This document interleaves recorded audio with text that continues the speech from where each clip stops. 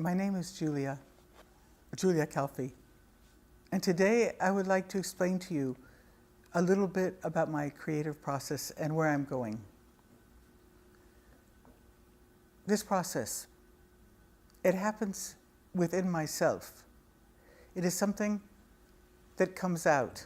It is something that I delve into and can grasp and encourage it to be born. It is a sort of way of conceiving. On the other hand, it is very important that I let this process take its own time. This is not something I can control.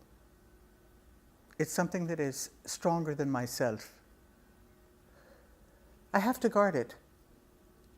This is precious to me. The beginning of this can lead me to a project that will last years, since all my projects mostly last years. So I never watch television. I very rarely go to see films or even exhibitions. Of course, there's some museums which I really love.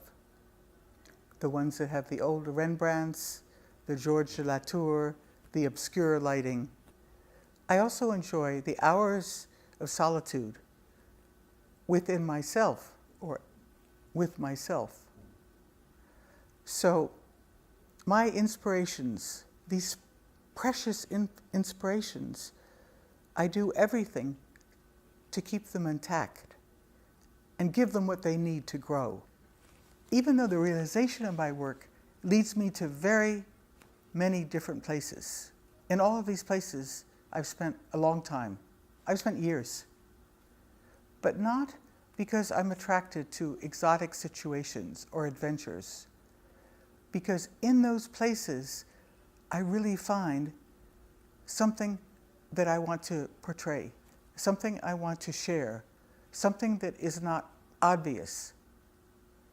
Maybe something that represents the oldest forms of thinking and traditions. The tools for my project are multidimensional. Black and white for my analog photography, archival paper as a support, and the process of silver gelatin. But this is only visual. Recordings, audio recordings, the sound of sounds. So I collect these sounds. Sounds of humans, sounds of our environment that we don't really hear. There also has to be movement. Sometimes there has to be movement. So then I do video. Also, it's missing if I cannot somehow feel my hand moving across the paper. So my writings also are maybe the final dimension in this process. But strangely, all of this doesn't matter to me. These are details. What matters to me is to understand and portray what is going on underneath this visible world that we see. Emotions, energy, beliefs.